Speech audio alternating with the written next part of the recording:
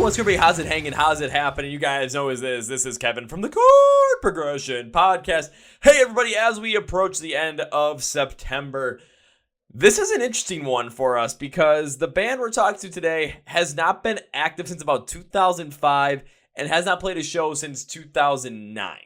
But the best way to describe this podcast is with one of my favorite songs, We Came as Romans, Lost in the Moment. Yeah, this podcast is all about getting lost in the moment, and you're not going to want to miss out on any bit of this. Before we get started, though, I want to thank support for this podcast. First off, Manscaped. Yeah, Manscaped is supporting the podcast. The best in below the belt care down there for all you gents. Yes, sir. So whether it's, you got the most pristine boys down there, the hairy boys, the ones that are like, boingy, boingy, boingy, boingy, boingy. Okay, that is kind of weird, but you know what? Let's put it this way. We're approaching fall. It's about to be spooky season, and as time goes on, you're going to be layering up a little bit more because it's going to start getting cold outside. I know it is unfortunate, isn't it? But that's the life we live, the life we lead. And if you got big legs like me and you got to put on those layers, you want to know what's going to happen? Fabric rubbing together. Chafing. Ooh, you don't want any of that, do you? So you want to know what's going to help you out with that? This stuff. Boom. The Manscaped Crop Preserver Anti-Chafing Ball Deodorant. I've been using this stuff since the pandemic time of the shutdown in 2020 because I had to run a lot outside and bike a lot, and oh my God, chafing became a hellscape for me. I had to find something to fix it, and then I got the Crop Preserver Anti-Chafing Ball Deodorant, and now you know who hasn't chafed in like almost 2.5 years? This guy. Thanks to the Crop Preserver Anti-Chafing Ball Deodorant, it's going to help you not chafe. Smells good. Plus, do it for your balls, and your balls don't smell. Hey, how about that? And with Manscaped and with the Chord Progression Podcast, we're going to help you get some at a great price. So go to manscaped.com, get some of the Crop Preserver Anti-Chafing Ball Deodorant right here, and use the code CPP to get 20% off and free shipping on your whole order. So thank you, Manscaped.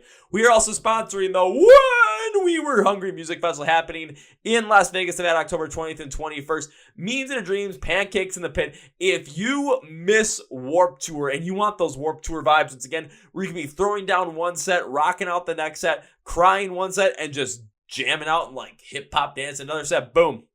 That's what We Were Hungry is all about. We've had bands on the podcast that are playing the We Were Hungry Festival, including Modern Day Escape. Well, duh, Will the Bass is the reason the whole We Were Hungry Festival is happening. Varsity, Outlier, Saving Vice, Palisades, Along Came a Spider, Secondhand Serenades on the podcast. They're headlining day 2. The Medic Droid, the original Skylit Drive lineup, Tickle Me Pink, and hopefully more. But we've got other bands that are on the bill like Ossetia. Black Flag is headlining day 1. Let that sink in. Yeah, I said Black Flag. Tickets are on sale now at whenwewerheardfestival.com. Link description of the podcast. So go get your tickets out before they sell out. I'll see you guys in the pit. Pancakes, Pit, Memes, and Dreams. Ooh, yeah. Now to our feature presentation. So Case from Iodine Records reached out to me and said, hey, would you be interested in this one? And I listened to him like, shit, yeah, I'd be interested. So the band is called Orange Island. Again, they have not been active since 2005. 2009 was their last reunion show, but they're re-releasing an album that came out in 2003. They're calling it One Night Stay. And I get to talk with the man, Chuck, all about it. So we talk about the album. We talk about its themes, about it bringing back a lot of different positive things about it, really reflecting on your formative years. But then the most important thing we talk about, which really just drives the second half of this podcast, is a lot about just living in the moment, being present, being lost in the moment. Yeah, you guys know I'm a huge We Came as Romans fan, so that's all. That's a song I was thinking about to describe this podcast. Lost in the moment. Oh, yeah. So you ready to get lost in the moment with us? Are you ready? Welcome to Chuck from Orange Island to the Chord Progression Podcast. Let's go! Yeah. Well, ladies and gentlemen, boys and girls, listeners of the Chord Progression Podcast. You know I love to bring you all the great music that has ever been sent to me, I've found, or just absolutely enjoy. And I had an email about this band with the souped up re-release of their 2003 record, One Night Stay, coming out on September 30th. Gotta take a look at it. I'm like, you know what? This is definitely something I want to talk about. It's definitely somebody who I want to talk to.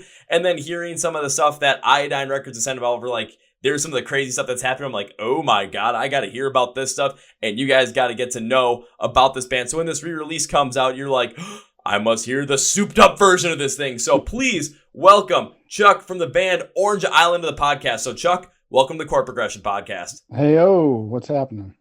Hey man, it's a good day to be alive. I'll put it that way. How are things going on your end as, you know, we're looking towards just, you know, this probably like the last third of the year, just looking forward to just having a great rest of 2022. Things are not bad. Things are good. Things are always crazy, but crazy is good. I don't do well with sort of downtime. So yeah, I'm feeling the flow. How about yourself?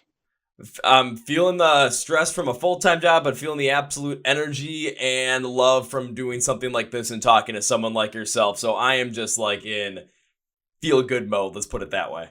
Hell yeah.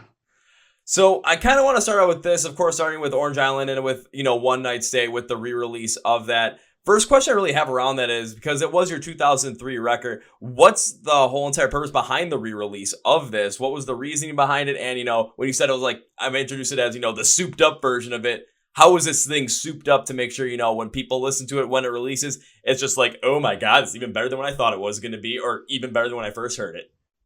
So we were always looking to do something on vinyl. We were a band from like 96 to almost 2005. And we were hoping to have stuff on vinyl. It never kind of happened back when we were an active band. Started talking about maybe getting into some vinyl stuff, you know, 4 or 5 years ago. That sort of happened to coincide with Casey Iodine sort of talking about, you know, rebirthing Iodine Recordings and doing just that, reissuing stuff on vinyl. And he just kind of had us in mind. We were his first band that he signed back in 2000 or 2001. So we were always we've been, you know, buddies for 20 years or whatever, and always sort of synced up that way. His venture and our venture, we always kind of, you know, checked in on each other and that kind of stuff. So he just thought, you know, he had us included in that, and we got to talking, and he decided to do the self-titled record that we did in 2003, because it's you can't get that shit on Spotify.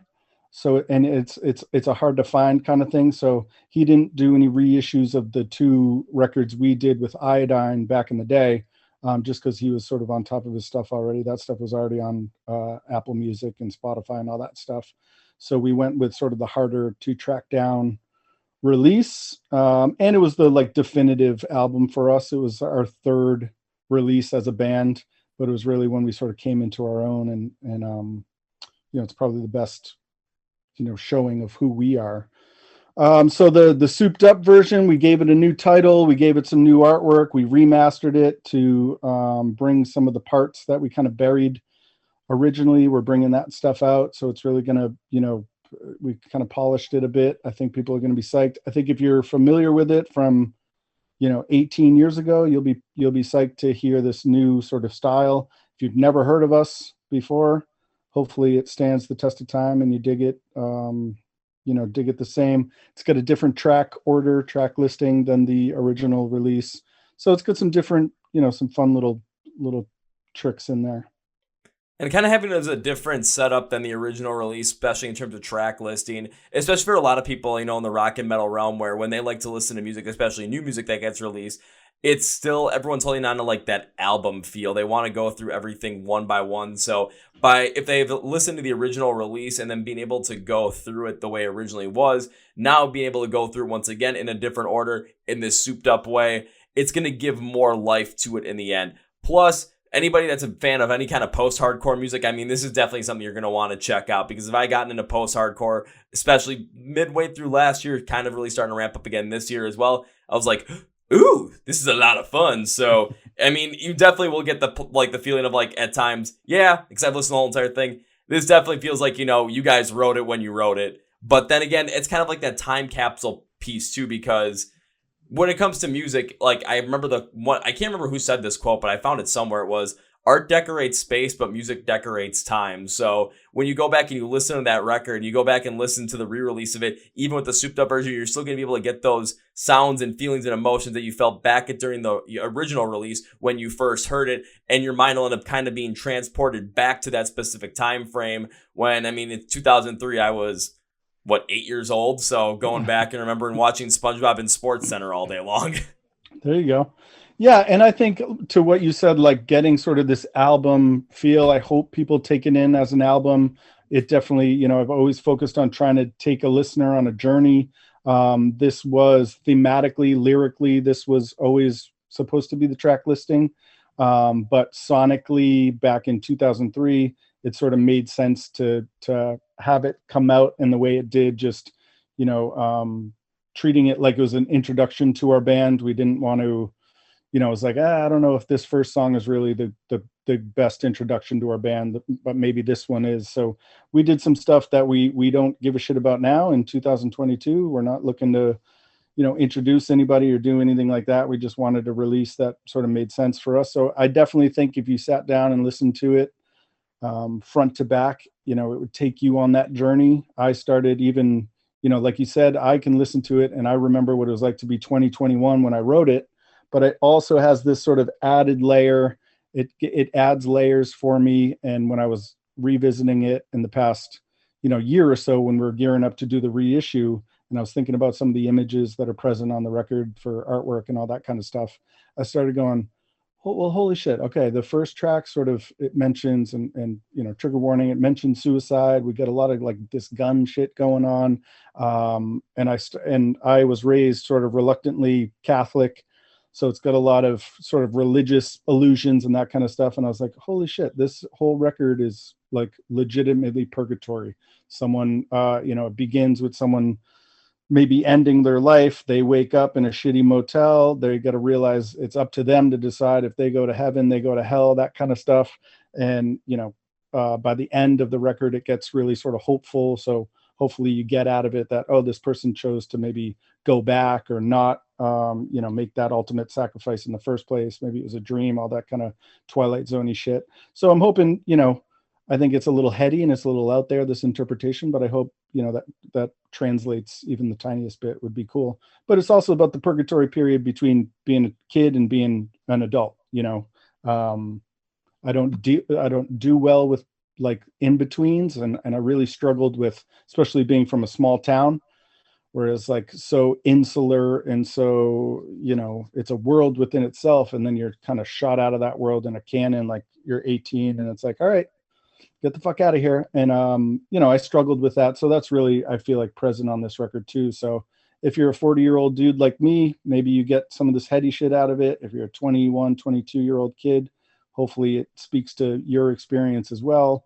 Partying with your friends, but thinking it sort of means more than, you're dying for meaning, dying for things to mean something, because you live in a world that doesn't seem to sort of mean anything, that kind of stuff. So yeah, I hope people pop it in like you did and take it for a ride for sure. So now that kind of whole entire roundscape of it is interesting, just the way you put it, especially with, when you wrote this thing back when you were 2021, and just kind of especially the themes that were going around your life at that point, the ideas that were going on, and now re-releasing this, closer to 40, it's just even yourself with reissuing it and redoing the track list, it's going to provide that different meaning for you. And that style of purgatory can come from many different places, whether it is, that heaven or hell thing, which has more of that religious background to there. I did pick up on that a little bit because I did grow up Catholic myself as well. So I'm like, something's definitely, connecting here. I don't know what it is, but now I figured it out, and that makes a lot of sense. Or, that in-between time, between, again, childhood and adulthood, because there is that in-between time where you kind of just don't really know what you're doing. You think you might know what you're doing, but you don't know what you're doing. And a lot of those decisions that you make during that in-between time are going to impact, where you end up at certain points in time in adulthood. Of course, you can always make decisions and make changes to go to a different path, especially in life. However, a lot of those times, those choices that you make and those paths that you take during that in-between time will better suit you for certain changes that you might need to make when you get to that adult period, whether it's, doing, just going out and doing stupid stuff with your friends, potentially getting in some kind of trouble, or being, the most perfect person in the whole entire world. Whichever one it is, whatever one you took out, whichever lane you went through, it's going to end up being a record that, connects with you back to that point in time, whether, when you, like it is, like when you wrote it, when you were going through that time, if you're going through that time right now, or if you're like someone like myself, where it was like, when you wrote it, I was still a kid. Now that the reissue's coming out, I'm closer to 30 on that point, still trying to figure some things out, but I still have enough, relatability to be able to go back to those in-between times and really understand that going forward, to see kind of a reflection period of what happened during that point in time that led me to where I am today, or led me to a certain point in time where I had to make that left turn and do something different in life. Yeah, 100%. And I think we often overlook that point in our life where we get to decide, and a lot of this record is about sort of what it means to be a good person. So, so taking some of that stuff and more real life kind of hits you and grabs you, and you kind of struggle with, okay, I could have been the best person from 1 to 18 and put on a show, and all my teachers loved me and my friends and my friends' parents or whatever, but life kind of kicks you in the grundle, and you do, you might screw up. And I really think it's a period where you sit there and you go, am I a good person? Am I a shitty person? Does being a good person even get me where I want to go? You look around and it seems like we're a society, a culture of, sort of the shittier you are as a person, the more you benefit. So there's a lot of that kind of stuff. And again, going from a really sort of isolated, small town sort of life to, okay, there's a bigger world out there, and I don't need to watch every single step that I make. Everything's not laid out with a bunch of eggshells, and there is some choice going on. We all know our formative years are really important, like adolescence and all that kind of stuff. But I don't think we give enough sort of attention to, hey, this period where you're thrown in the water and you got to sort of figure out, okay, what does it mean to swim, and how do I want to go about swimming, and how does it line up with some of my values and the freedom that I'm now feeling? So there's stuff on this record about, drinking and drugs and sex and, all kinds of shit. What it means to be a good person. Do we really adhere to forgiveness? Do we, are we shallow? Is it this sort of a vapid culture that we're consuming, all this kind of stuff? So, we were like a party band, and we were a rock and roll band, and, we stormed in places like a carnival. But for me, it always needed to have this sort of depth that you could pick back and find if you wanted to. It can be surface level. Oh, this song's about getting drunk with my friends, and I get drunk with my friends, so I'll put this on. Hell yeah, I hope that happens as well. But for people that, I think for longevity's sake, you need some layers. You need it to start out, oh, this is a party song, and it's like, oh, actually, wait a minute, what the hell's going on here? What, you know what I'm saying? And I think this release has it. I think that's what we sort of stood for as a band. And, hopefully that makes 2022 okay, where it's not people are listening to this and like, oh, this is 2003 kind of shit, and we're all set, Yeah, but it's one thing that's going to happen too is just with the way that it sounds, because, again, you guys wrote this almost, 18, 19 years ago, and now it's coming out once again on the release with the whole entire new track listing on there, just the track order that it's in. It's going to give off, some of those more vibes from the past, but that's perfectly okay, because especially when you're reflecting on that in-between time, that time of adolescence between childhood and adulthood, where you're trying to figure those things out, figure out those things in those formative years, like having a style and a sound that's going to be able to have people reflect upon the past is going to really help out, just, make this stand out. Because when I was listening to the whole entire thing, really trying to, go through it and kind of get a further understanding of it, my mind kept going back to when it was back to 2013 when I was 18 years old. I had just had graduated high school, just about to go to college. And the sole purpose of going to the school that I went to was because, well, I liked the school, not going to lie, but I went there for another reason was because it was far enough away. It was close enough to home where if an emergency happened, I could get home in case of that emergency. But it was far enough away to where I couldn't run home, if things got tough. Like, I had to do something to stick it out. On top of that, I went and I initially knew no one where I was going. Like, it was something where this album kind of reminded me of, like, and this re-release reminded me of kind of going to that point in time where, I'm putting myself in this position to literally find out if the person who I am is the person that I am. Or if who I think I am is not really who I am on the inside. I'm going to find that out anyway, but I have to put myself in that position in order to do something like that. It reminds me of those, 3.5, 4 formative years of, I go from literally knowing nothing, no one, and I'm completely alone to all of a sudden, 3.5 years later, it was like, you know what, this actually wasn't bad. And I found out a lot about myself. So this record and this re-release really helps kind of, take me back to that certain point as well, where like kind of like the Purgatory thing dropped in there, and I've got decisions I got to make, and my decisions are going to end up leading me this way, whatever way, but it's going to lead me somewhere. I'm going to find out more about myself in those couple of years than I might ever do in my entire life. Yeah, and I hope that happens for, a lot of people that listen to it. Honestly, I hope they are transported back into these times that felt very monumental and important to them, and they can sit and sort of, nod their head a little bit and maybe get a different perspective on it or whatever. Or, music to me has always been this way. We are, we're fucking alone. You know what I'm saying? We come in this world alone. We leave it alone. We live a whole life inside our head and all that kind of stuff. And if we're lucky to find people that we feel comfortable being vulnerable with and all that kind of shit, and most of us do as we get older, but being vulnerable as a teenager, as a male teenager as well, in maybe a small town that doesn't value that kind of stuff, being moved, art, all that kind of shit. It's very important to recognize pieces of yourself in media, in music, in movies, that kind of stuff. It becomes very transformative. And that's what happened to me, 14, 15, 13, 14, 15, whatever, hearing music and going like, oh shit, I'm not alone. Someone is going through this someone's in the pain that I'm in or struggling the way I'm struggling. And that alone is sort of enough. And sometimes that becomes the entry point for, you're hanging out with your friend and they know that you're connecting with this song and they fucking crank it up for you. And that says more than sometimes hashing the whole thing out. You go like, oh wait, he knows. So yeah, hopefully that sort of, people get something out of it. It transports them to a different time. Maybe it makes them feel less alone. Maybe they go, yeah, that's my experience too. Holy shit. And I didn't think of it that way, or whatever it is.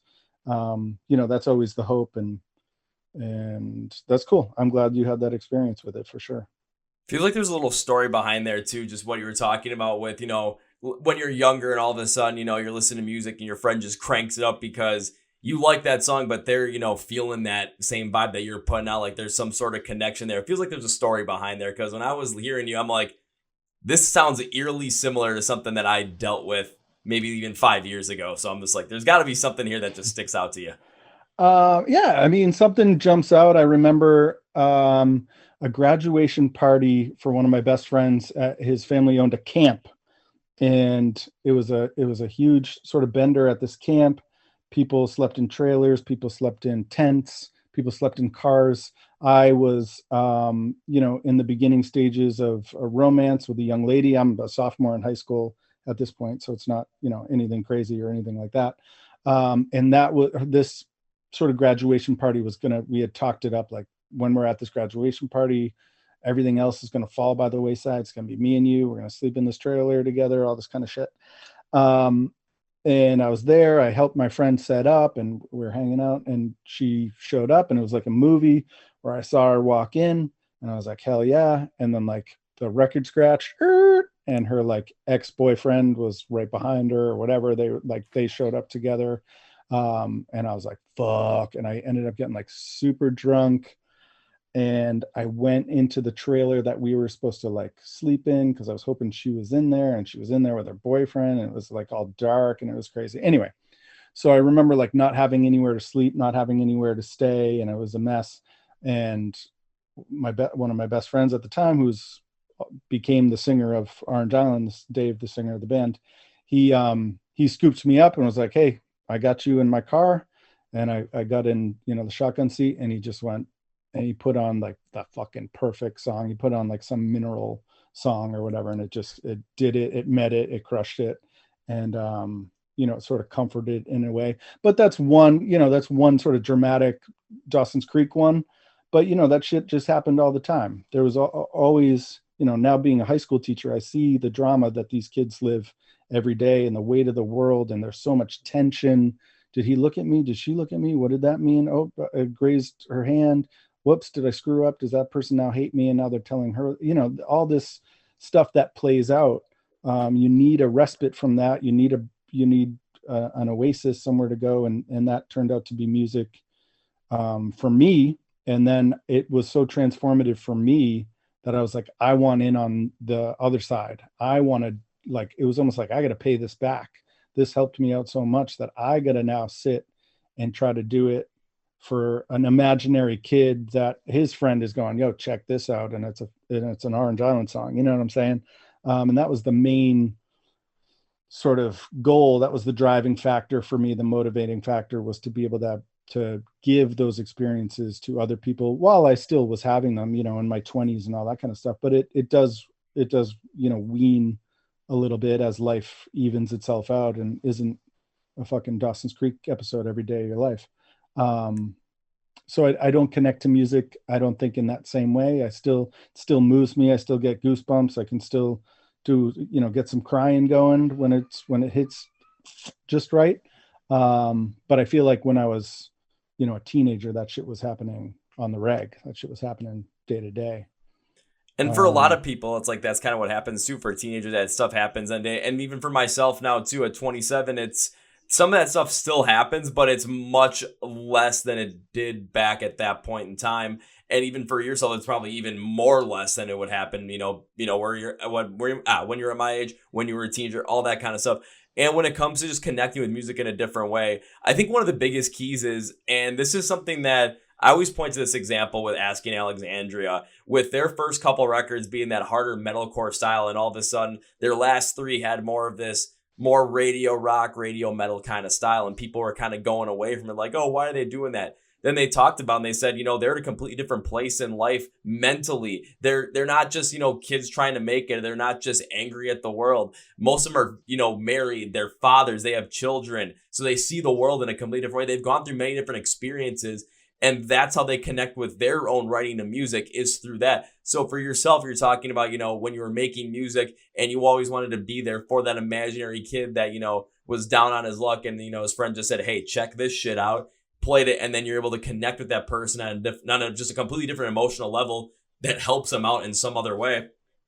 Now you might not connect with that in that same way anymore, but because you've gone through life and experiences have change your mindset in a certain way, change your your motivation in a certain way, where you still love music and connect with it, but you just connect with it in a different way, given you're just not that stage of life anymore. Yeah. And I think, what we want from artists is authenticity, right? So it sounds like those guys are just being authentic to themselves. And as much as some people, might want the same thing done over and over again, you can tell it's going to be a group of people that are just giving people what they want, and it doesn't hit as hard, or it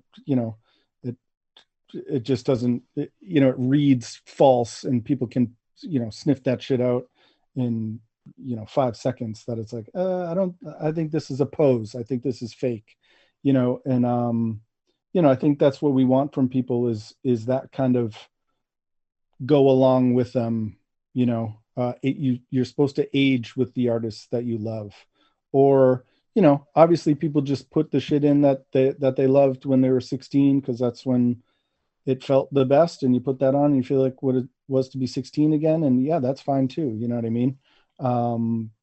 It all depends on sort of what you're looking for, I guess. If I were to make music again, it's not going to be Orange Island, you know what I mean? I'm like making beats on GarageBand and sampling Shiloh Dynasty and shit, and like trying to make this lo-fi like vibe shit, you know what I'm saying? So, but it would still probably have an Orange Island flavor, where I'd still, my writing style, I feel like is is similar. But yeah, it's not going to be, I'm not going to be talking about the purgatory period between childhood and adulthood. I might be talking about, what it's like to be, like you said, be a dad, or navigate these things, or stuff from my kid's perspective, or any stuff like that. But I would hope if anybody would give a shit to listen to that stuff, that's what they would expect from me and want from me. And they wouldn't go, hey, where's all the songs about being 20 and having your arm around your buddy and pounding a Irish car bomb? It's like, yeah, no, I don't do that anymore. You know what I mean? And I don't need that. No, you don't need to be all of a sudden just constantly having your arms around your friends like every single night, drunk, having a beer, Irish car, and be like, I love this guy. This guy is my guy. You don't, at times in life, that seemed like, the best thing to do, the most fun thing to do. But as life goes on, as your mindset changes, your priorities change, you just don't see things that way. And even with some of the artists I've had on this podcast before as well, they write a lot of the same stuff that they're going through at that same point in time, or from their perspective. Using the father thing as an example, there was one artist, Tyler Tate from the band Hollow Front, wrote a whole entire song which was just a letter to his son saying, I'm always away for work because I'm a touring musician. That's what I do. That's what I do to make money. But don't think I love you any less, or don't think I'm not doing this just because I find it fun. It's just because this also is to help support you and to make sure that that I'm here to support you. I always love you, and that I want to make the best life for you as possible. And even, it doesn't matter what part of life you're in, whether you are that father or whether you are the son in that part, or the son, daughter, whoever it might be, but you're able to look back at that at some point and just put yourself in that position and reflect on your relationship with, your father or your mother, or reflect on your relationship with your kids at the same point in time, and just really pick up on that and feel it. We want to hear some of that stuff because it is authentic, and it does touch on so many different tropes in life, where if you were constantly talking about the same stuff that you were talking about when you were 20 over and over and over again, by the time you get to 60, you're going to be like, hey, who wants to talk about drinking and stuff? And it's going to be like, okay, old man, sit down. You might need to get like you might need to take your nap right now before Wheel of Fortune comes on. Okay, so just chill. Okay, let me rephrase that. 80 years old, because 60, my parents are over 60 and they're not even doing that. Right. Yeah, no, for sure. And I think, you want to hit on universal experiences, relationships, universal relationships. It's like, yeah, a lot of people aren't touring musicians away from their children, but everyone can relate to a father-son, parent-child dynamic, and it becomes sort of universal. And that's always the trick, I feel like, is when you make something, you want it to be the specific details are what makes it come alive, but you want what you're talking about to be universal. You want it to be like, okay, I didn't have this exact experience with these, details. I'm thinking of a Taylor Swift song for whatever reason. She's slow dancing in the refrigerator light just because that's a nice sort of image, right? You might not have done that in your life, but it's such a specific detail that you're like, oh shit, yeah, relationships, that, maybe that first love kind of stuff. And that's always been the hard part or the trick, because you can write something that you think is amazing, and what you're talking about, and what you're getting at, but if it doesn't resonate with someone else because it's not a universal experience, it's like, okay, you're talking about being in this specific van in this specific parking lot or whatever it is, and that just doesn't make sense to me because I've never traveled the country and had that feeling. But if you're singing that same song and you're tapping into loneliness and isolation and stuff, that's a universal emotion that people go, oh yeah, I've never been in a van in a parking lot, but fuck, I've felt alone like this, and like there was no one around me. You know what I'm saying? So I think if you're being authentic, if you're writing authentic stuff, you're also thinking about how it can connect with people on, different levels and separate levels, and travel with people. Like you said, that quote about, time, you want it to sort of be able to travel through time with people, grow with people in some certain degree. But then again, if it's for nostalgia purposes, that's fine too. I think for us with this souped up reissue, nostalgia wasn't going to be enough for us. You know, it wasn't going to be like, yeah, let's just put the same thing out and it'll be have the same artwork and they'll just the thing. But it's now on vinyl and we're 18 years later and whatever. That wasn't enough for me, so I wanted to really, give it a new, like, make it be a sort of new animal, so that I needed it to travel with me. I needed to have a reason in 2022 that when that shit ships to my house, I'm going to put it on and, have myself a time. If we weren't into it as a band, then why would anyone else be into it? So we just made sure we did what we wanted to do to make sure we were into it. It's like, fuck yeah, this cover rules, and fuck yeah, this layout rules, and let's remaster it. Oh, fuck yeah, it sounds amazing. Hey, why don't we do it in the original track listing that I'd always imagined it? Oh shit, this is taking me on a journey. Thank you, former self. It's a gift to my current me. And it's important to have all that stuff, or we wouldn't be as jacked up about it, and we wouldn't be trying to push it as hard as we're, trying to push it. Yeah, if you weren't excited about it, then it would be the point of putting out if you guys weren't absolutely jacked up about this, like, this is what we play for, like that kind of energy really coming forward with it. And I do like the fact that, one of the big reasons that helped, bring this back and help to the reissue was you guys always wanted to do something on vinyl. But, when you came out with this, think 2003, 2004, 2005, vinyl was just always, it was just seen as like a complete novelty at that point because, yes, people still had their vinyl record players, but most of them, were 20, 30, 40 years old. All the records they had were like from the 70s. So it was like everyone had like Led Zeppelin 4 on vinyl or something like that. But no one, and that was just right, in the peak of like iPod days with MP3s and everyone going to iTunes to buy everything. So there really wasn't any sort of market there. But of course, take a look 19 years in the future, all of a sudden mid 2010s roll around and vinyl became such a much bigger thing where it became a collector's thing. On top of that, it also became another way just to consume music because you're kind of getting back to your roots. People still like to have the physical copy of a vinyl in their hand, and it's still so cool to be able to open up your turntable, put it on, just let it roll and just get into the full experience of it unequivocally and not have any distractions of say you're streaming it on your phone or something like that. All of a sudden you're listening to a song, you're getting into it, and all of a sudden you just hear bing bing bing bing, like you're getting Facebook messages or Instagram comments or text messages or Snapchats, and it's completely ruining that experience for you. Or you're listening on your computer and all of a sudden you're getting the email blast coming everywhere. It just doesn't feel the same because you're just being taken out of the moment. But if you got that physical copy, if you're able to put it, it's kind of like digitally cleansing everything, but you're able to really fully focus in on it once again. And now people that were able to focus in on it in 2003 in one aspect are going to be able to focus in on it in 2022 in a completely different mindset, but still feel the themes and feel the drive behind the album. And for myself as well, it's going to be like, well, let's pop it on this bad boy and let it roll. Yeah, for sure. I'm a ritual man, 100%. So I love the ritual of take a thing, open it, sniff it. I don't care. You pervert, sniff that fucking thing. Give it a sniff, open it up, put it on the thing, let it play, look at, set it up and look at it. And I think when we talk about like generationally and all that kind of stuff, every sort of era is an answer to what was previous. And most times it's sort of a rebellion, right? So you had this bulky shit for a long time, vinyl, cassette tapes, CDs, DVDs, all this, just stuff. You just were surrounded by stuff.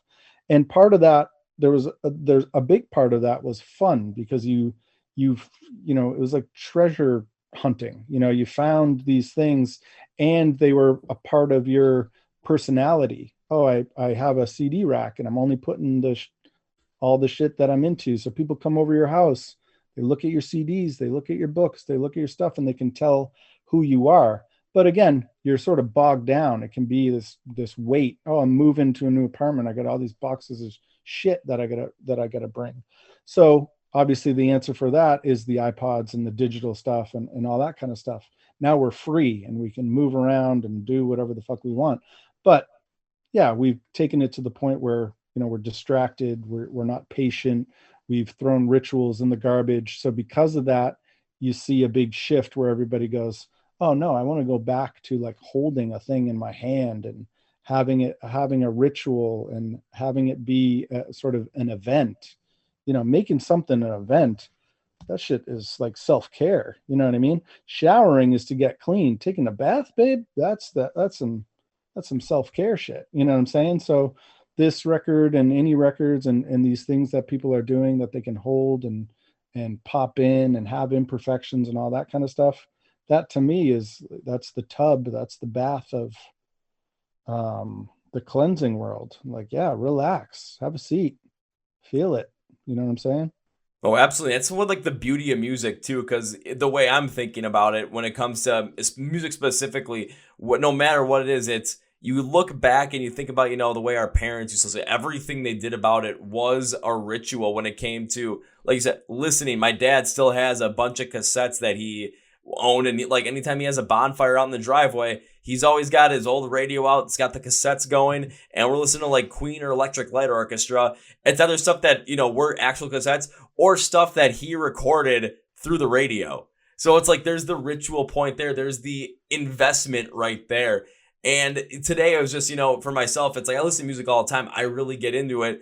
And I still download all my stuff. I still put out an old trusty dusty iPod because it feels like I still have it. It feels like I'm not just like distracted, like, oh, I want to listen to this artist. It's like, no, if I want to listen to something, like I'm going to actually have to go and physically put it on there myself and listen to it. Vinyl, whole nother aspect to it because it's put it on and I just can get lost in it. Or think about a concert as an example as well.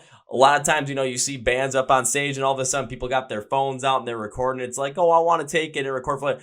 I get it. That's what you want to do. That's fine. But it seems like at that point in time, a concert is a whole ritual in itself. A live show, it's a whole ritual in itself. And like the best shows I've been to, the best shows that I've ever felt at shows have been times where my phone has been solely stuck in my pocket. And all I was concentrating on was either what the band was doing on stage or who the hell was charging at me that I was going to have to hit in the pit. One of the two, most likely the second option though. But I mean, it's a whole nother ritual in itself. It's just you're being a part of that experience. You're being a part of the present. You're being a part of the now. And the music is driving so much of that, experience, so much of that passion, so much of that power to the point where you look back in time and you think about like some of the greatest things that you ever done in life or the greatest moments in life and think about the music that was associated with those times. Oh my God, is it a powerful thing? It's a powerful experience. And having those ritual aspects behind it just adds to the weight of that experience, mostly for the positive. Oh, big time. And I think, like you were saying about live shows are meant to be this temporary thing that you experienced and sort of bounced from, And this comes from a guy that even in the early 2000s, I was going to college for film. So I had this video camera and the video camera would be out while we'd be on the road and all this kind of stuff because I wanted to document it. I wanted to remember it, all the shit that we do when we take our phones out and all that kind of stuff. And man, it's a awful experience. One, because you take yourself out of it. And now I'm just the guy with the camera instead of the guy that's like living and all that kind of stuff. Two, you watch it the next day, like, oh, that was the best night of my life. Orlando was fucking so cool. Let's look at the footage I got. And I look at the footage and I'm like, oh my God, we're all a bunch of assholes. We are all the worst human beings. I am by far the worst. You know what I'm saying? It taints your recollection, your memory of stuff. I think that's why reality TV stars lose their fucking minds. They're all out of their minds, because you live one thing one way. You have your memories of it. You're like, okay, cool. And then you go and watch it and you're like, I wasn't that loud and that stupid and that whatever, you know what I'm saying? That was charming when I was, had my shirt off and people were spray painting my back. People were into it. That was charming. But you watch the video of it and you're like, that's just me screaming at someone to spray paint my back. You know what I'm saying? So it's like, oh God, Jesus. Ugh. And I know people whip out their phones during live shows to capture the band and post on their stories and whatever, so people know that they were there and all that kind of stuff. And I do that shit too. And it's like, you do want. I mean, I love whatever the fuck they're called now, the sort of recollections and social media. Like, hey, this day 4 years ago, here's what you posted. Like, I love that shit. That's like a gift to me. So I get all that kind of stuff, that posterity stuff. But yeah, there's nothing sort of like living in the moment and being okay and content with your sort of memory of the experience. Live shows for me, when I started going to shows, where the whole point was like catharsis. It was cathartic. It was, you were in the middle of the shit and you're sweating with a bunch of people and you're shouting and screaming, and you leave the show and you're doing the recap with your friends and your voice is hoarse and you got a bruise or whatever it is. And it was like revelatory. It was, you sort of let loose and you went somewhere else and then you came back to your body. That was sort of the point, and that was the experience. I'm not sure kids have that now, where they want to, I don't know if they can get out of themselves as much as we did then. And I mean, I hope it happens. I hope there's 15-year-old kids going to some basement and letting it all fucking ride out in the wind, and then feeling lighter. We carry this stuff. We're so bogged down with just grief, just the grief of being alive, the grief that we can't hold, everything slips through our fingers. We can't hold on to shit forever. Nothing is forever. We're all impermanent, all that kind of shit, all that, philosophical nonsense. And we're looking for ways to be lighter, to feel lighter, to put this baggage down. And certainly a live show is where I got a lot of that, in my formative years. I don't have the same experience with it now. And I didn't have that experience towards the end of being in a band or anything like that. Kind of, left. And that's, a good indicator where you're like, I don't know if this life is sort of for me. And it's maybe one of the reasons that we, it was easy, well, not easy for us to break up, but breaking up as a band, that kind of thing. But yeah, your relationship to these things sort of changes in different ways. Feel me?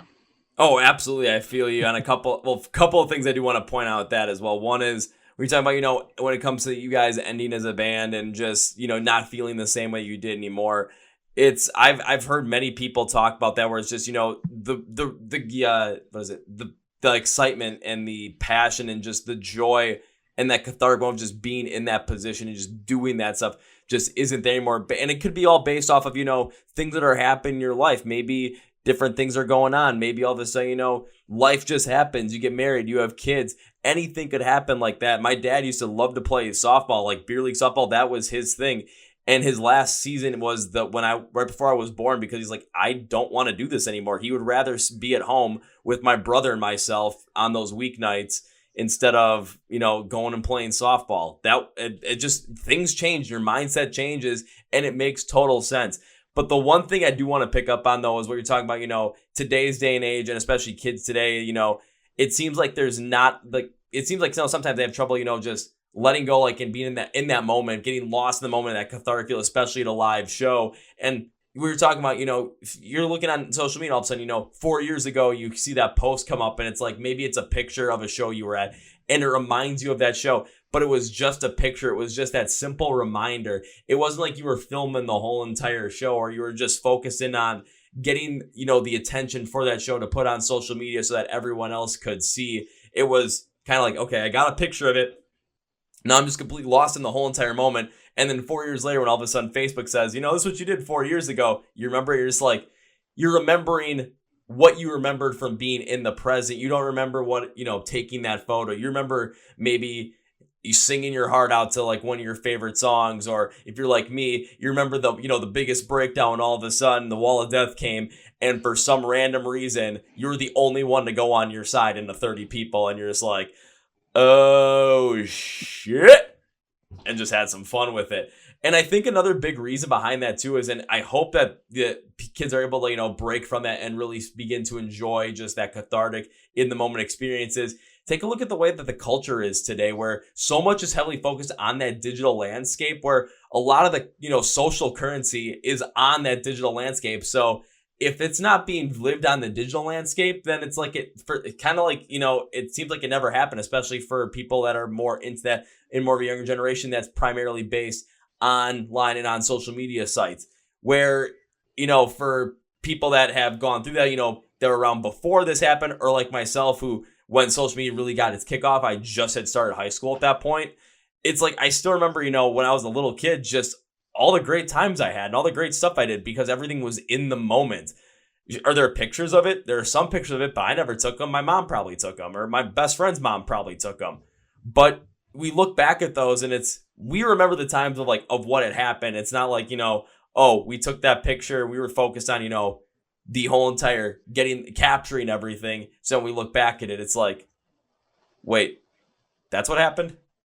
That's how it was? And then it just completely changed up the whole vibe and feel of it. Being lost in the moment, being lost in the present of it, it's one of the best feelings in the world. And I just hope people are able to just really dive deeper in that, especially younger generation, because my God, if they're able to kind of jump in and just get lost in the moment and just really being able to enjoy themselves in that experience, I think going forward, it just spells great things, not only for music, but for every other aspect of life.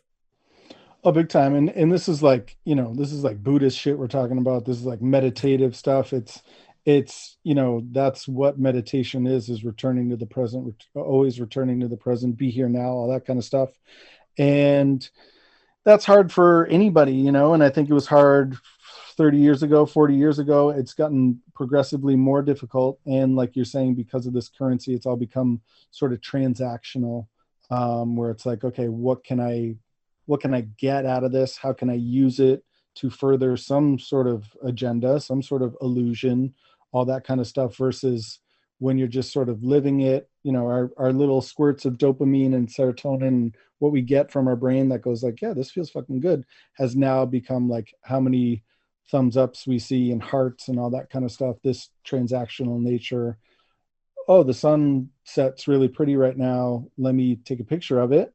A, to remember it, but B, I want to post it and I want people to fucking like it. And then every time the little thing in my pocket buzzes on my knee, I get a little squirt of dopamine and a little whatever. And I think we used to get our squirts from just experiencing it and take a picture of it. But guess what? You don't know how it came out until a week later when you've scrounged up $15 and you dropped it off at CVS and all that kind of shit. And even that was a moment, hanging out with people with disposable cameras and they'd take a bunch of pictures. Took 3 months to fill fucking 24 pictures or whatever it was. Then you got to scrounge up some cash, drop it off, pick it up, this whole rigmarole. Then you get it and you're like, oh, what did I capture? What did I get?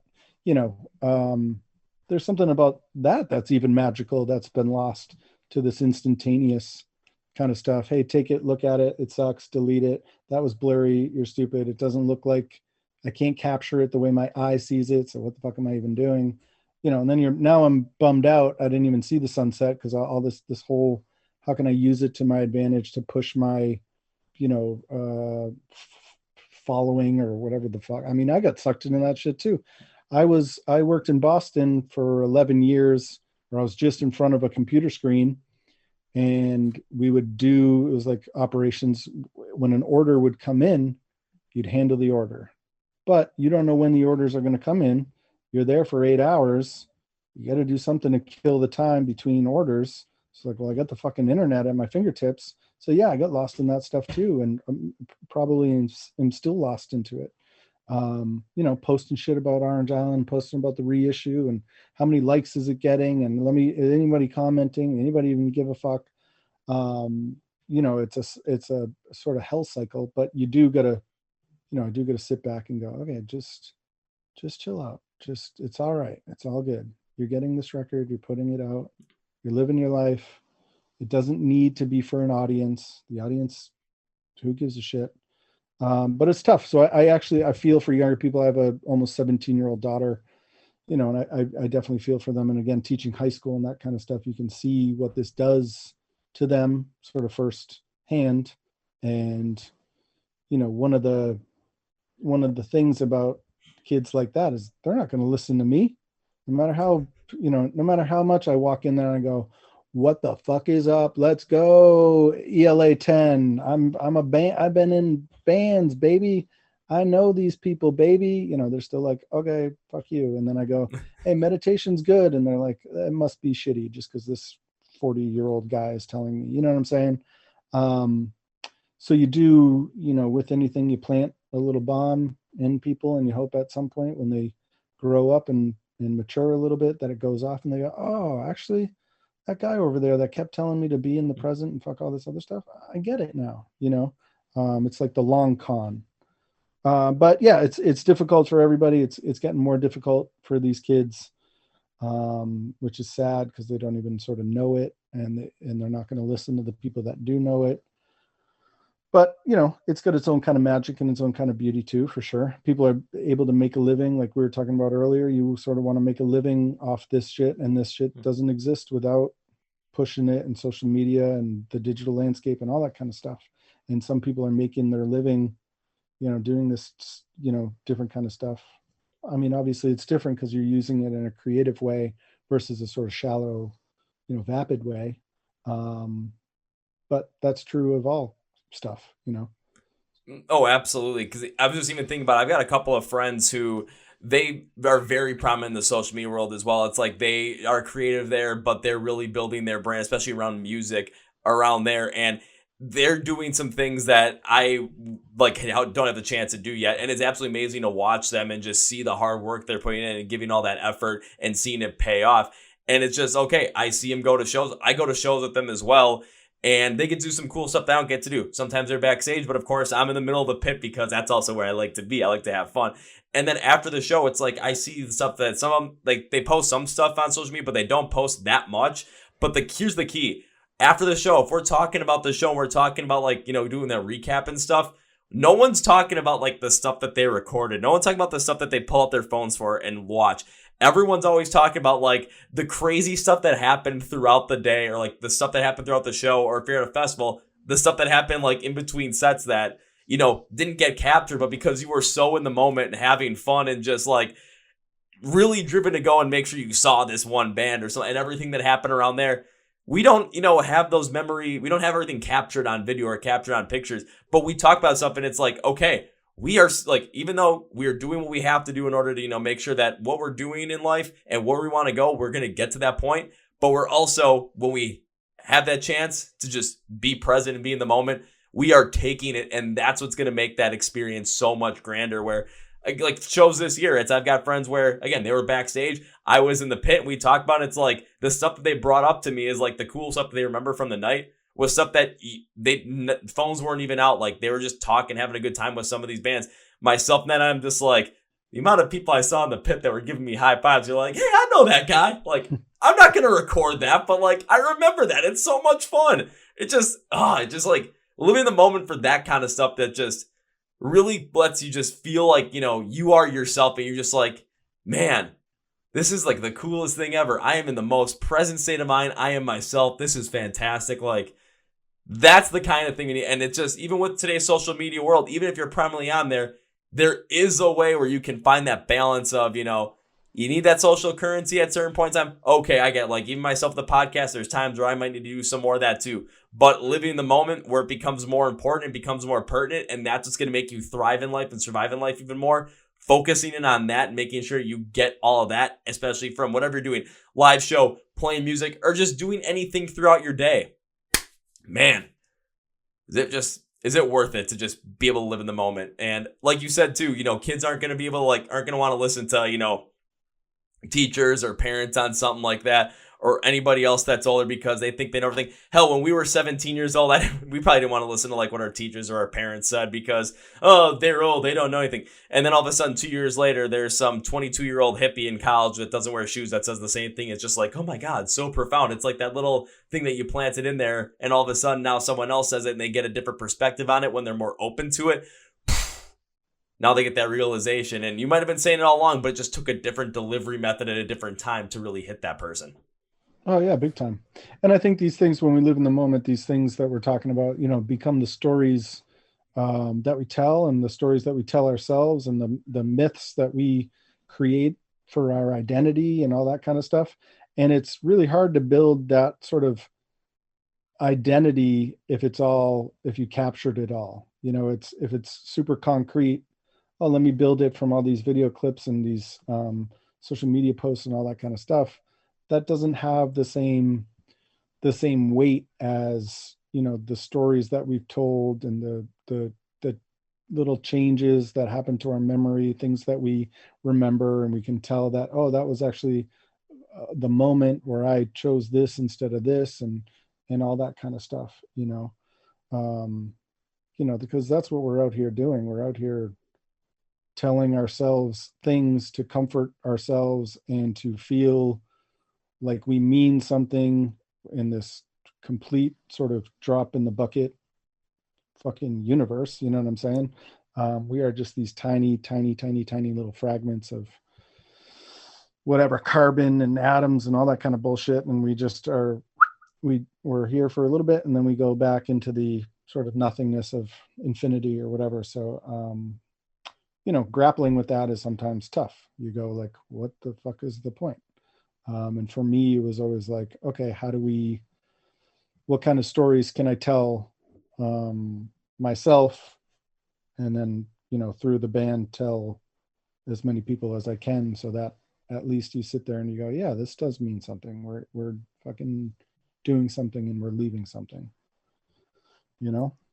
Absolutely, because if you're able just to, especially you're that little blip on the radar in terms of time, because think about it, even, the history of the universe is how many years old? And if you compare just how long, humans have been on Earth, it's like the tiniest little speck of that is, your humans exist on Earth in terms of the scope of the universe, but your specific existence is even tinier than that. So it's, you might be thinking, what's Earth, but also just live in the moment, just, enjoy it, because as also look at it too, the last thing you want to do as you get older in life, and I've done the exercise before, where when my grandpa was in the hospital, and being able to just like talk to, other people that were at the VA and just hear what they had to say, just hearing their different stories, and the people that really had like you could tell just there was some certain pain in their eyes, were people that were telling about stuff that they wish they had done. Not stuff that they did, but stuff they wish they had done, or stuff they wish that they, were more present for. And it kind of comes back to the point where if I'm like, 89 years old sitting in a retirement home, I want to be thinking about all the cool stuff I did, or all the cool stuff I tried. I don't want to be thinking about the stuff I wish I had done. And it's just being able to take that present moment and just really experience it. And for me, music is the most important thing for experiencing that. So I go to live shows all the time, and I just think about, I never think about the next live show when I'm at a live show. I'm always thinking about what's going on right now, how I'm enjoying this, and all of a sudden that song comes on and something just rushes through my body, and all I can focus in on is just having fun in that exact moment. And what's going to happen the next moment? Who cares? I'm in this moment right now. Right. Yeah. And who knows? Who cares? And who knows? It's going to come regardless of where you're at. Right. Yeah. I think regret is a hell of a drug. This is all the stuff sort of historically, thematically, that, I wrote about in Orange Island. A lot of shit about regret, a lot of shit about now, and holding on to stuff and moving on, and all that kind of stuff, because it was stuff I struggled with and had to make my peace with, and all that kind of stuff. And I just sort of, as a creative person, wanted to lay it out on the line. Where are you in the world, in the country? I'm in Milwaukee, Wisconsin. Milwaukee, Wisconsin. I clogged a toilet in Milwaukee once. Good place. And it has a good music scene. Right now it's starting to get up there a little bit more. I mean, of course, like the biggest issue that Milwaukee has with the local music scene is every time, anyone focuses in around the music scene around the area, a lot of people go to Chicago just because it is so much bigger, and to get there is like an hour and a half. So it's not even that hard to get there. But the music scene is growing, especially more the rock and metal side of things. I know that they're trying to bring, like, there's some venues that are trying to come here, but there's some fighting that's going on against them, mostly because the venue that's trying to come in here and build up is a Live Nation venue, and people are just like, because every other venue around here is run independently. Like, that's the coolest thing that Milwaukee has going for it right now with its music scene, is all the venues that you're playing at, every one of them is run independently. There is no big giant corporation that's holding down, the whole music scene around here. And that's one thing we want to keep going, because then when bands come through, like they get to go play, like bigger bands, they're going to play at the rave, and there's usually a local opener that's going to be in front of them as well, just and you get to see some of these different bands.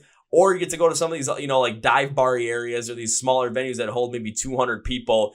And it's like those classic like punk rock style vibe bars where all of a sudden it's like, okay, you get a bar there. Then you got a stage that's, maybe 2 feet off the floor and it's right in front of everybody else. And if you want to, people are going to jump on stage and crowd surf, and they got signs on the side of the wall that say dance at your own risk. And when I see that, I'm like, okay, now this is going to be fun. It's like, so the scene is very tight when it comes to just like the fact that, we are doing this for ourselves kind of thing. And the biggest worry I have is like, especially as other venues are trying to come in here, I don't mind other venues trying to come in here, but it's kind of like, if we're still all running that full independent venue scene here, that's such a unique thing, especially for a larger city. Let's keep it that way. Yeah, no, that sounds awesome. That's great. I hope that's happening other places too, honestly. Oh, excuse me.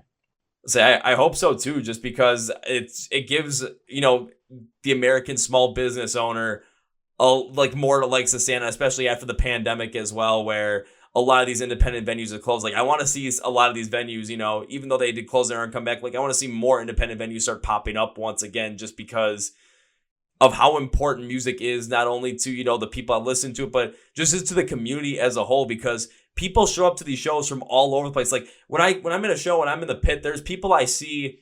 If I'm in Chicago, there's a whole different group of people I see that are there. And it's like they all know me by face. They don't know my name, but they know my face. Here in Milwaukee, there's a whole group of people. Every time they see me, it's like they find it weird if there's a show that's going to be a nice big throwdown, and there's the guy in the Milwaukee Brewers hat that is not in the pit. It's like, they're like, it's weird now. Or if I go up to like Green Bay, Wisconsin, and all of a sudden I'm up there, it's some of the same group, a bunch of the different people, but all of a sudden I show up there, it's like, oh my God, it's you. I'm like, oh my God, it's all you guys. What's up? There's this whole family vibe there that I just don't want to get, like, the more independent venues we have, I think the more that family vibe ends up coming out, and the better it just all becomes. And I had a conversation with Phil, I can't remember his last name. It's from the band Chemist. They're like a doom metal band, but it's like if Iron Maiden made doom metal, so it's more it kind of more of this like melodic story driven kind of feel to it. And he was talking about venues that he likes to go and play, and he likes to play at some of those like smaller, more independent venues because the people truly care about the music there. They really see it as the art that it is and the passion that gets put into it. So when it comes to the show production, when it comes to them playing on stage, to the fans in the crowd and the people that are at the venue as well working the show, it's everyone has such a passion for it. And that's when those best shows happen, instead of just seeing it as a straight up, money-making kind of style thing. Oh, big time. I think the energy is completely different. It's a high energy thing. Everybody's humming at a high sort of frequency. And that communal aspect, I think, I would imagine is what drew anybody to sort of play music, is that community, that thing that you're saying, where you walk in and you feel like you're around your people. You're like, oh shit, I'm finally around my people. Let me shed this little Men in Black 2 fucking suit that I've been wearing, and I'll be the alien that I always know myself to be around a bunch of other aliens, and it's fucking gold. You know what I'm saying? Oh, that's a perfect analogy for that. I didn't even think of that, because that's kind of something similar where I go to shows, like whenever I go to shows, most of the time I just walk in by myself. I only get one ticket for myself. And of course, before I, knew a lot of these faces and knew a lot of people, even though I still don't know a lot of their names, it's still somewhere like I would go because I just enjoyed having fun at a live show. Now when I go by myself, I'm like, I can guarantee I'm going to run into 10 people that I have seen before the show that are going to know my face and be excited to see me, and I'm going to be excited to see them. We might not know each other's names. We likely won't, but we know each other's faces, and we're always excited to see each other because it's like, okay, I get to see a show with you. I get to be in the pit with you today. This is going to be fucking awesome. Yeah, hell yeah. That's what it's all about, honestly. And it just brings that whole entire family vibe to it. And honestly, when it comes to rock and metal, it's like that's one of the strongest things that the whole entire genres have going for them, is how much of a family the people in the crowd really see each other as. And to the point where, it's kind of it's like always with the rule, the first rule of the mosh pit. If someone falls down, you pick their ass right back up. Yeah, absolutely. It's a good ethos to have and to carry with you. One podcast that I listened to, I feel like that's one of the last questions is like, hey, what do you carry with you from those days? It's like a retrospective thing where you talk to people that were around in the late 90s, early 2000s, and have gone on to do other stuff. And it's like, hey, what part of this sort of hardcore or DIY or post-hardcore ethos do you take with you? And I think that, is certainly the perfect answer. This idea that when someone fucking falls down, everybody knows. You just pick that person right up. You don't even think about it. Pick them up. I think that's something we should all carry with ourselves, as we go through. So a lot of shit you can learn from the community at shows and stuff, and it can be very, I think I put so much religious imagery in the record because it's sort of a religious experience. It's the only thing you compare it to. There's worship, there's revelation, there's it's like spiritual, it's all that kind of shit, and the only language we have for that kind of stuff is, unfortunately, maybe wrapped up in, organized religious stuff, or I don't know if it's unfortunate or not, but when I talk about God, it's three letters to me. You know what I'm saying? It's what the thing that I can't explain is God, feeling God, and that's what it felt like sometimes going to shows. You could say, like, I felt fucking God in that dive bar. That's the thing. Like, I felt God in that dive bar tonight. I felt God in that basement tonight. I had a dream in like probably 2003, 2004, like when we were doing it pretty hard. I had a dream that I was on tour and I was on a beach and I could feel God everywhere, and I could trace it back. That was a big thing with me, is like finding the steps to be able to feel God and then tell everybody the steps so that they could feel it too. So I was on this beach, I was feeling God. There was my band and other bands that tour on there. I knew the steps, and I was walking up to them to tell them the steps so that they could feel this ecstatic feeling that I felt. As I was approaching everybody was looking in the water, and I was like, oh, it was a whole, like, what's going on out there? Something was floating up, and it was a piece of shit. Like a piece of shit floated up on the beach, and I lost it. The ecstasy went away, the God went away, all the steps went away, and I woke up from that dream. I don't know if it's a myth that I've told myself, but I feel like I had that dream in the van while we were driving, and I woke up from that dream and I was just like, yeah, man, shit just is always getting in the way. Just trying to get people to feel God in the way that I feel God, and shit just always gets in the way. And it's not a religious thing, and it's not a religious God. It's just, again, this joy or this purity or this whatever the fuck, the squirts going on in your brain, or, it can be science, it can be spiritual, it can be whatever it is. So that's something I worry about now. Is someone going to listen to this record and hear some God shit and think it's a religious thing? Not that I, would care necessarily, but I just don't want anyone to feel alienated. I don't know I don't want them to listen to it and go like, I think they're like a religious band. But yeah, that's the shit that would like consume my mind, because that's the language at my disposal for it. Yeah, you're just speaking through what you experience, and that's how you're relating it to this whole entire thing, where people might look at this and be like, oh, it's talking about God and this stuff, it's religious. But what it actually kind of looks into a way is, think about all the people that have found so much meaning and so much hope, so much inspiration and so much happiness through religion, through God. And it's just that experience that they feel during that time. It's like, we may also experience that through, other avenues. We may experience that through music, especially just being present in that moment. And that's when all of a sudden it's like, we have that feeling of like, this is really what you had, that feeling of like life's worth at that point. Like, that's kind of, I think, where I'm going with that is, you just get this absolute feeling of just like, this is what I love to do. This is what makes life just absolutely worth it. And it's this state of euphoric bliss in a way, because you find that period of true happiness, whether it's going to be a little bit more sustained, whether it's going to be just a moment before, shit gets in the way. Could be either or, but you get to experience that, and that's the important thing. Yeah, big time. I agree wholeheartedly. Absolutely. I think that's a good way to kind of wrap up this podcast, especially after everything we've gone through, and kind of bringing it right back to the album and the meaning right at the tail end of it, so that everyone gets to go and check out the re-release One Night Stay on September 30th. Oh, yeah. Hell yeah. Please do. Hell yeah. And Chuck, as we bring this podcast to its conclusion, one thing I'd like to do is give you a chance to say whatever you want to say, plug whatever you want to promote, or plug whatever you want to plug, promote whatever you want to promote at the end of the podcast. So Chuck, the floor is yours.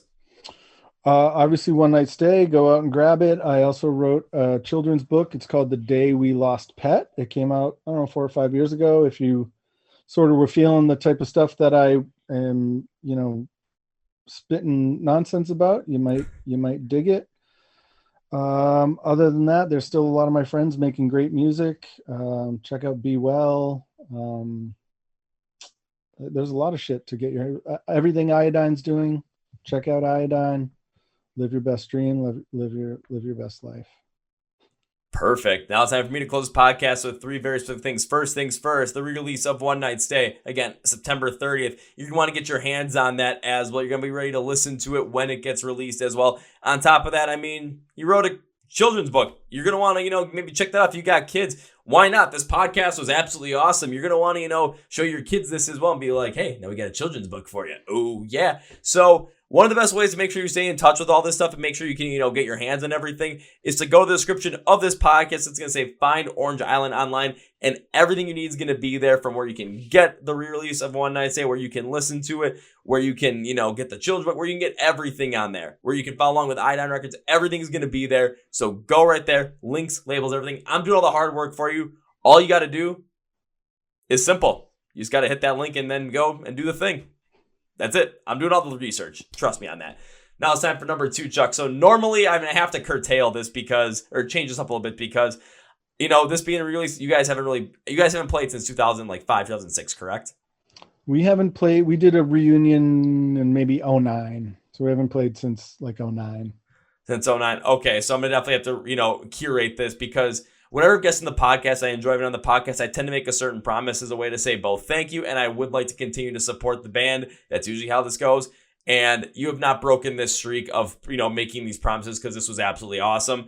So the promise usually is whenever I get to see you perform live for the first time, that the first round's on me. Now, you haven't played since 2009. So if for some random reason, if there's some way I'm able to run into you at some point somewhere down the line, trust me, my friend, first round's on me.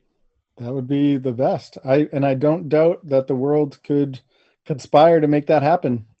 I've got a feeling it might, with all the crazy stuff that I've been doing when it comes to music. All of a sudden, I could be at a show one night, and all of a sudden I just end up, at the bar just trying to go get some water or something like that. And all of a sudden you're there and be like, well, now 2 beers, please. There you go. One for me, one for that guy, because he deserves it. Can't wait. Second round will be on me for sure. Perfect. And Chuck, as we bring this podcast to conclusion, I cannot say goodbye on this podcast, or end by saying goodbye on this podcast. That's way too final. Plus, I made a promise to you, and I aim to keep that promise. So this can't be goodbye. Hell no. This is going to be, I'll see you later. Tight. Woo! Well, folks, that's my interview with Chuck from the band Orange Island. Once again, the re-release of their album called One Night Stay is out on September 30th. Go check it out, because whether you are going through your formative years in life, teens, college, all that kind of stuff, you're my age, or you're going through your formative years back when the record was originally released and written back in 2002, 2003, you want to listen to really get into it and just really get into those vibes and into those feels. So go order the album, go pre-order it, go pre-save it, all that kind of stuff. Link is in the description of the podcast for you to get the album, for you to listen to the album, all that kind of stuff. Also, Chuck wrote a children's book. Go check that out. Link description of the podcast as well. Anything to deal with Iodine and Orange Island, description of the podcast. Be sure you're following along with the Chord podcast online with Facebook, Twitter, Instagram, and TikTok for you TikTokers out there. Yeah, I'm the one that does stuff. So you message me anything on there, you know who's going to answer it? Me. So you want to talk to me? Message me on there. Me.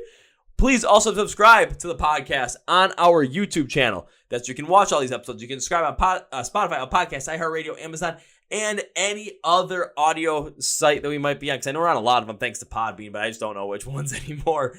If you're already subscribed to the podcast, or if you are just now subscribing to the podcast, I want to thank you for subscribing. Thank you for being subscribed. Thank you for being a part of the family. And thank you for helping us out, because this is my favorite thing in the world. Like I told Chris, this is a passion project that had turned, or a thing to save my life, to basically turn to a passion project, turn the thing I want to do the most in life. We're between step 2 and 3, we'll put it that way. So thank you for supporting us. Thank you for helping us out. If you're like, hey, this was cool, I just don't want to subscribe, reconsider, please. If not, no big deal. I totally understand. You're always welcome back, though, so thank you for stopping by anyway. Again, I want to thank support for this podcast. First off, Manscaped, 20% off at free shipping, the code CPP at manscaped.com. Also, we are sponsoring the When We Were Hungry Music Festival, October 20th and 21st in Las Vegas, Nevada. Tickets on sale now. WhenWeWereHungryFestival.com. Link strips from the podcast. Thank you, Chuck. It was great to meet you, man. And I know at some point we'll end up at some kind of live show together. I end up just standing next to each other at the bar, and it's like, hey, bud, first round's on me. Oh, yeah. And also, one night stay, September 30th, 2022. Ooh, yeah. So that's going to be it for me today, guys. Thank you for watching to the Chord Progression Podcast. My name is Kevin, and you guys know how I end every single one of the big, healthy, and hearty. See